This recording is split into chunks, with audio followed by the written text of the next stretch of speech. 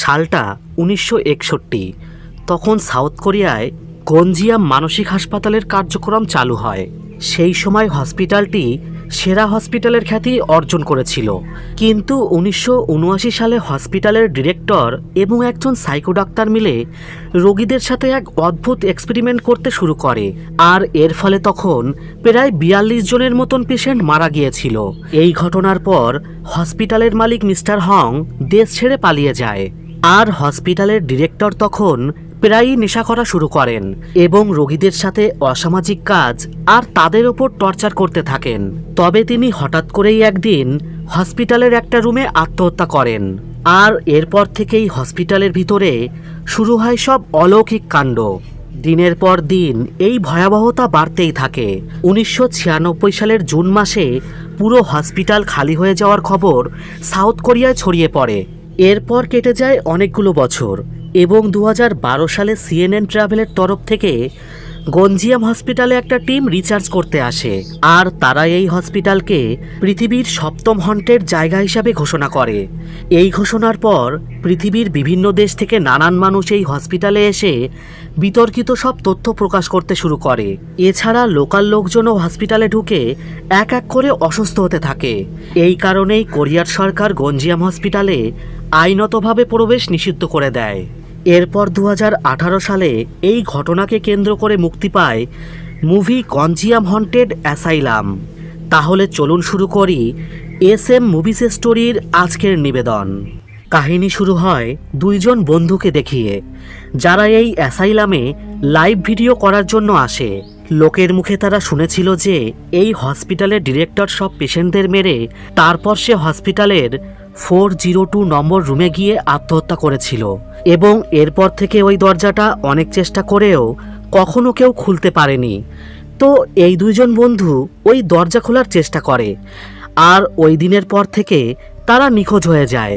এরপর এই ঘটনাটা পুরো নেট দুনিয়ায় ভাইরাল হয়ে যায়। এই খবরটা যখন হরর টাইমস ইউটিউব চ্যানেলের ওনার হেনরি জানতে পারে, তখন সে সিদ্ধান্ত নেয় যে সে তার টিম মেম্বারদের নিয়ে ওই গঞ্জিয়াম হসপিটালে যাবে, আর সেখানে গিয়ে সে সমস্ত সত্যতা যাচাই করবে, এবং যতক্ষণ তারা সেখানে থাকবে পুরো সময়টাই তারা লাইভ ভিডিও করে সবাইকে দেখাবে। আর তাদের মধ্যে 3 জন মেয়ে এবং 3 জন ছেলে রাখা হয়। ছেলে 3 জনের নাম হলো লি, পার্ক এবং জিমি, আর মেয়ে 3 জন জিহুন, শার্লেট এবং মিমি। হেনরি সবাইকে তাদের প্ল্যান বুঝিয়ে গন্তব্যের দিকে রওনা দেয়। তাদের মেইন টার্গেট ছিল 1 মিলিয়ন ভিউজ, যার মাধ্যমে তারা $500,000 ইনকাম করতে পারবে। লাইভের প্রতিটা ফুটেজ নেওয়ার জন্য তারা বিভিন্ন রকম ক্যামেরা এবং ড্রোন সহ অন্যান্য ইলেকট্রিক গ্যাজেট ব্যবহার করবে। তারা সবাই খুব আনন্দ করতে করতে গন্তব্যের দিকে এগোতে থাকে, কিন্তু তারা বুঝতে পারছিল না যে তাদের জন্য সামনে ভয়ানক বিপদ অপেক্ষা করে রয়েছে। কিছুক্ষণের মধ্যেই তারা অ্যাসাইলাম পর্যন্ত পৌঁছিয়ে যায়, আর তারা হসপিটাল থেকে কিছুটা দূরে একটা ক্যাম্প বানিয়ে হেনরি সমস্ত কিছু সেট আপ করে ফেলে, এবং হেনরির 2 জন বিশ্বস্ত গ্রুপ মেম্বার লি আর জিহুন অ্যাসাইলামের ভিতরে গিয়ে সব ইকুইপমেন্ট যেমন ক্যামেরা, নয়েজ ব্রেকিং ডিভাইসেস এবং বাদবাকি ডিভাইসগুলো সেট আপ করে।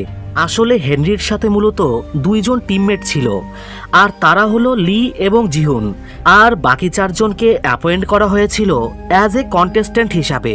হেনরি যেহেতু গ্রুপের ক্যাপ্টেন ছিল, তাই সে ক্যাম্পাসের ভিতর থেকে সমস্ত বিষয়টা মনিটরিং করবে। এরপর সবাই ডিনার সেরে অ্যাসাইলামের উদ্দেশ্যে রওনা করে। পথে যাওয়ার সময় তারা একটা ডাইপার রাস্তায় পড়ে থাকতে দেখে। তখন তারা মজা করে ওই ডাইপারটা একটা গাছে বেঁধে দেয়, যাতে করে তাদের ফেরার সময় এই চিহ্নটা রাস্তা খুঁজে পেতে সাহায্য করবে। এরপর সবাই গঞ্জিয়াম হসপিটালে প্রবেশ করলো। লাইভ শুরু হওয়ার আগে লি, পার্ক আর জিহুন মিলে প্রত্যেকটা ফ্লোরে এবং ঘোস্টপটে লাইট ও ক্যামেরা ফিট করলো। এরপর সব সেট আপ করার পর শুরু হলো তাদের ইউটিউব লাইভ।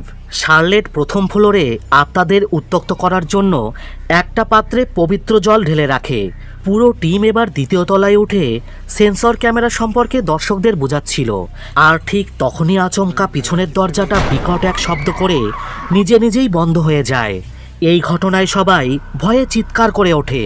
তবে তাদের ভয় পেলে চলবে না, কারণ তারা তো এখানে মানসিকভাবে প্রস্তুতি নিয়েই এসেছে। ওদিকে একটু আগে যে ঘরের দরজাটা নিজে নিজে বন্ধ হয়েছিল সেটা ছিল আসলে ডিরেক্টরের রুম। সেখানে মেন্টাল পেশেন্ট আর ডিরেক্টরের গ্রুপ ফটো ছাড়াও কোরিয়ার এক্স প্রেসিডেন্টের সাথে কয়েকটা ছবি পাওয়া যায়। এই ছবিগুলো দেখে তারা বুঝতে পারে ডিরেক্টর টেবিল টেনিস খেলতে খুব পছন্দ করত। এমন সময় উপরের সিলিং থেকে কারো চুল ঝুলতে দেখা যায়। সমস্ত ফুটেজ ক্যামেরায় ক্যাপচার করে শার্লেট আর পার্ক গ্রুপে ভাগ হয়ে ফার্স্ট ফ্লোরে চলে আসে। শার্লেট তখন সেখানকার দেওয়ালে তার নিজের নাম লিখে দেয়, আর তার ঠিক নিচেই কেউ লিখে রেখেছে লেটস লিভ হেয়ার, অর্থাৎ চলো এখান থেকে চলে যাই। এরপর তারা পাশের ল্যাবে ঢুকে দেখে সেখানে চারিদিকে পড়ে রয়েছে ব্যান্ডেজ, ওষুধ, ইঞ্জেকশন, মাইক্রোস্কোপ ছাড়াও ক্যাবিনেটের ভিতরে একটা পুতুল। আর অবাক করা বিষয় হলো এই পুতুলটাই গ্রুপ ছবিতে একজন পেশেন্টের হাতে ছিল। শার্লেট সবকিছু ক্যামেরায় ক্যাপচার করতে করতে সামনে এগোচ্ছিল, আর হঠাৎই তার পা পড়ে একটা পচে যাওয়া চিকেন লেগের ওপর। ওদিকে থার্ড ফ্লোরে জিমি আর মিমি টেবিল টেনিস বোর্ডটা খুঁজে পায়, যেটা একটা সময় ডিরেক্টর ব্যবহার করত। এই ফ্লোরগুলোতেই মেন্টাল পেশেন্টদেরকে রাখা হতো, আর এই কারণেই পাশের বাথরুমটা ঘোস্ট স্পট হিসাবে পরিচিত। এদিকে শার্লেটরা ততক্ষণে অভিশপ্ত 402 রুমের সামনে পৌঁছিয়ে যায়, যেটা আজ পর্যন্ত কেউ খুলতে না পারলেও তারা যেটা যে করেই হোক খুলবে। অন্যদিকে এরই মধ্যে লাইভ কাউন্টিং 55,000 ছাড়িয়ে গিয়েছে। হেনরি খুব খুশি হয়ে যায় আর প্রত্যেকটা ক্যামেরা ভালো করে চেক করে, কারণ এইবার শুরু হবে আসল খেলা। ওরা সবাই ডিরেক্টর রুমে আত্মা ডেকে আনার ব্যবস্থা করতে চলেছে। ওদের মধ্যে মিমি সব নিয়মগুলো কমপ্লিট করে যখন অপেক্ষা করছিল, তখন আচমকাই মোমবাতিগুলো নিভে যায় আর লাল সুতোয় বাঁধানো ঘণ্টাগুলো নিজে নিজেই বাজতে শুরু করে। পরিস্থিতি খারাপ হচ্ছে দেখে সবাই সেখান থেকে দ্রুত বাইরে চলে আসে। এরই মধ্যে লি আর জিউনের কাছে হেনরির কল আসে, তবে দেখা যায় হেনরির কল আসতেই তারা দুইজন বাকিদের থেকে আলাদা হয়ে যায়। আর এখানেই আসল সত্যটা জানা যায়। আসলে এতক্ষণ যা কিছু দেখানো হচ্ছিল সেটার সবটাই ফেক ছিল। হেনরি, পার্ক আর লি অন্যদের না জানিয়ে আগে থেকেই সব কিছু সাজিয়ে রেখেছিল, যাতে করে টিমের বাকি মেম্বাররা এবং দর্শকরা তাদের সাজানো অলৌকিক কাণ্ডগুলো সত্যি বলে মনে করে। হেনরি খুব খুশি হয়ে তাদের এইভাবেই কাজ চালিয়ে যেতে বলে, কারণ ভিউজ তখন 1 লক্ষ পার করে গেছে। কথা শেষ করে ফোন রাখতেই আচমকা হেনরির মনিটর আর লাইটগুলো ফ্লিকার করতে শুরু করে, তবে হঠাৎই আবার সব কিছু ঠিকঠাক হয়ে যায়। ওদিকে পুরো টিম ল্যাবে এসে পুরো অবাক হয়ে যায়, কারণ ওই পুতুলটা ক্যাবিনেট থেকে বাইরে তার জায়গা পরিবর্তন করেছে। লি তখন পুতুলটা ধরে ভিডিও করতে শুরু করে, তবে শার্লেট চিৎকার করে তাকে এমনটা করতে বারণ করে, কারণ হন্টেড জায়গায় এমন অভিশপ্ত কোনো জিনিসকে ধরা উচিত নয়। কিন্তু তারা কেউই জানে না যে এই সব কিছু লি আর পার্কের সাজানো ঘটনা, আর তাদের এই কৌশলের কারণে ভিউজ ঝড়ের গতিতে বাড়তে থাকে। এই সুযোগে হেনরি সবাইকে বলে, আর কিছুক্ষণ থেকে 402 রুমটাকে কভার করে তোমরা ওখান থেকে চলে এসো। ওদিকে সবাই ট্রিটমেন্ট রুমে প্রবেশ করে দেখে দেওয়ালের গায়ে সারি সারি কাঠের বাক্স সাজানো রয়েছে, তবে অদ্ভুত ব্যাপার হলো ঢাকনার গর্তগুলো যেখানে মুখের সোজাসুজি রাখা উচিত সেগুলো ছিল সব বুক বরাবর। লি তখন কৌতূহলবশত একটা বাক্সের ভিতরে হাত ঢোকায়, কিন্তু হঠাৎই তার হাতটা বাক্সের ভিতর থেকে কেউ টেনে ধরে। এই ঘটনায় সবাই প্রচণ্ড ভয় পেয়ে ওঠে, তবে লি মনে মনে খুবই খুশি হয়, কারণ তার করা এই নাটকটা এবারও সাকসেস হয়েছে। কিন্তু জিহুনের এবার কিছুটা সন্দেহ হয়, তাই সে বাক্সে হাত ঢোকাতে গেলে লি বারবার তাকে বাধা দেয়। তবে জিহুন জোর করে হাত ঢোকানোর সাথে সাথেই প্রচণ্ড ভয়ে চিৎকার করে উঠলে লি আর পার্ক জিওনের হাত ধরে টেনে বার করতেই সবাই ভয়ে পুরো চমকে ওঠে, কারণ জিওনের হাতে ছিল অনেকগুলো আঁচড়ের দাগ। এমন সময় একটা বাক্সের ঢাকনা নিজে নিজেই খুলে যায়, আর তখনই শার্লেটের স্কার্ফ কেউ ওপরের দিকে তুলে ধরে। এটা দেখে সবাই সেখান থেকে দৌড়িয়ে বেরিয়ে আসে। এরপর তারা নিচের ফ্লোরে এসে পুরো অবাক হয়ে যায়, কারণ দেওয়ালে শার্লেট যেখানে তার নাম লিখেছিল তার নিচে লেটস লিভ লেখা ছিল। কিন্তু সেটা পরিবর্তন হয়ে লেটস ডাই হয়ে গেছে। এই ঘটনার পরই জিহুন আর শার্লেট লাইভের মাঝেই হসপিটাল থেকে বেরিয়ে যায়। তবে লি ততক্ষণে কল করে পুরো ঘটনাটা হেনরিকে জানায়। হেনরি তখন রেকর্ড চেক করে দেখে এটা সত্যি যে আগে দেওয়ালে লেটস লিভ লেখা ছিল, কিন্তু ভিউজ ততক্ষণে প্রায় 3 লাখ পার হয়ে গেছে। তাই সে মিথ্যা করে বলে যে এরকমটা কিছুই না, ওটা আসলে শার্লেটের ভুল ছিল, আর সে হয়তো হসপিটাল থেকে বাইরে আসার জন্যই এরকমটা বলেছিল। হেনরির কথা মতন তারা ওপরের ফ্লোর আর 402 রুমের ভিডিও করতে রাজি হয়। তবে শর্ত রাখা হয় এই ক্ষেত্রে সবার জন্য টাকার শেয়ার 20% বাড়াতে হবে। হেনরির তখন অন্য কোনো উপায় না থাকায় সে এই প্রস্তাবে রাজি হয়ে যায়। কিন্তু হেনরি আরও একটা বিষয় দেখে চিন্তায় পড়ে যায়। সে ভিডিওতে 402 রুমে ঢোকার আগে গ্রুপের সবাইকে ক্যামেরার সামনে দাঁড়িয়ে থাকতে দেখে। তবে এখানে প্রশ্ন হলো, সবাই যদি ক্যামেরার সামনে দাঁড়িয়ে থাকে তাহলে ভিডিওটা এখানে কে করছে? এমন সময় ক্যাম্পের লাইট অফ হয়ে যায়, মনিটরটা আবারও ফ্লিকার করতে শুরু করে। ওদিকে জিহুন আর শার্লেট তখনও ক্যাম্পে আসার জন্য দৌড়াচ্ছিল। তবে হসপিটাল থেকে ক্যাম্পে আসার রাস্তাটা তাদের কাছে অনেকটা বেশি মনে হচ্ছিল। ঠিক তখনই ডাইপার লাগানো গাছটা তারা দেখতে পায়, আর এটা দেখে তারা বুঝতে পারে তারা সঠিক পথেই এগোচ্ছে। এদিকে এরা সাপ্লাই রুম থেকে আওয়াজ পেয়ে ভিডিও করতে গেলে আলমারির পিছন থেকে একটা হুইল চেয়ার নিজে নিজেই বেরিয়ে আসে, আর তখনই রুমের ভিতরে থাকা প্রতিটা জিনিস সিলিংয়ে আটকিয়ে যায়। তারা দুজন কোনো কিছু ভাবার আগেই তাদের দিকে ওই ভারী জিনিসগুলো কোনো অদৃশ্য শক্তি ছুটতে শুরু করে। লিয়ের মাথায় সজোরে আঘাত লাগায় সে মেঝেতে লুটিয়ে পড়ে অজ্ঞান হয়ে যায়। আর ঠিক তখনই পার্ককে কোনো অদৃশ্য শক্তি টেনে নিয়ে গিয়ে দেওয়ালের ওপরে সজোরে ছুঁড়ে মারে। এতে করে পার্কও সেখানে অজ্ঞান হয়ে যায়।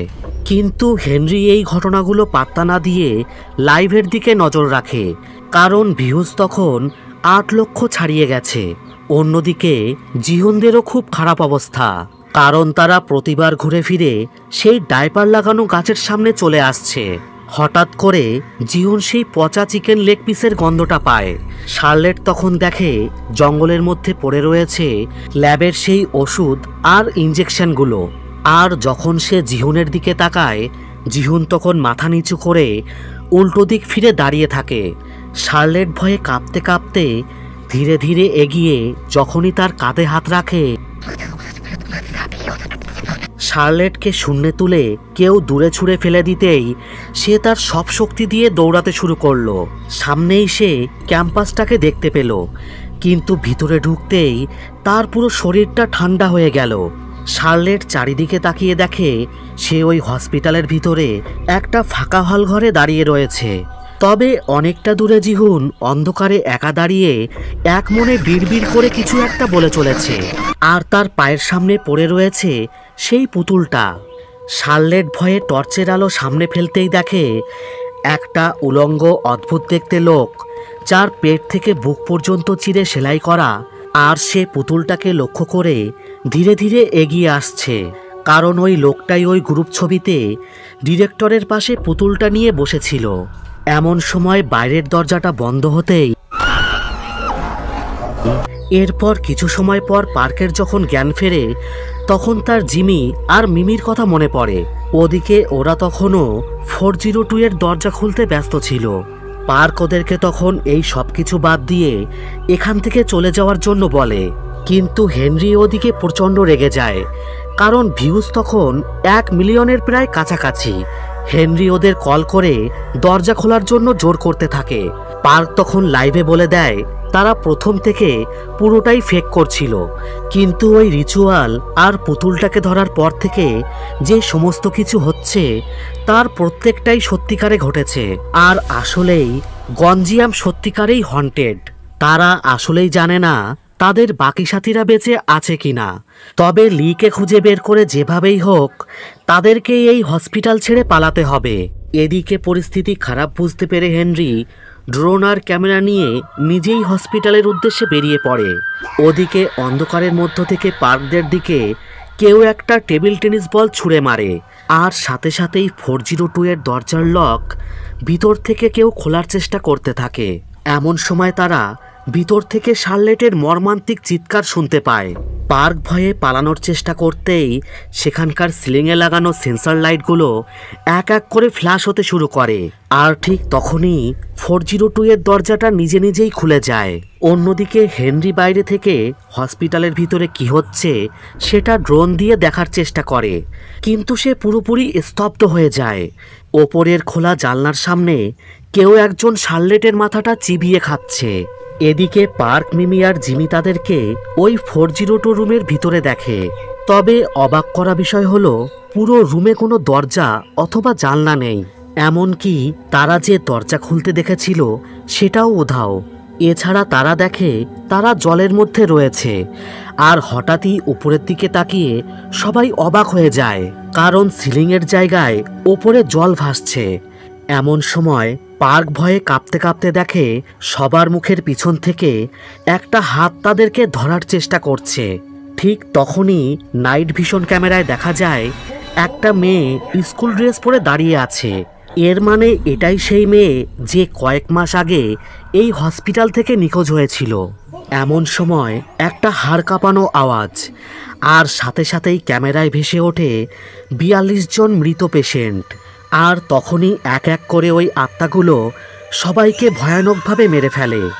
এদিকে হেনরি হসপিটালে প্রবেশ করতেই চারিদিকের পরিবেশটা পুরো ঠান্ডা হয়ে ওঠে। হেনরি এরপর নাইট ভিশন ক্যামেরাটা অন করলো, আর তখনই তার মনে হতে থাকলো পিছন থেকে কেউ তার কাঁধের ওপর হাত রেখেছে।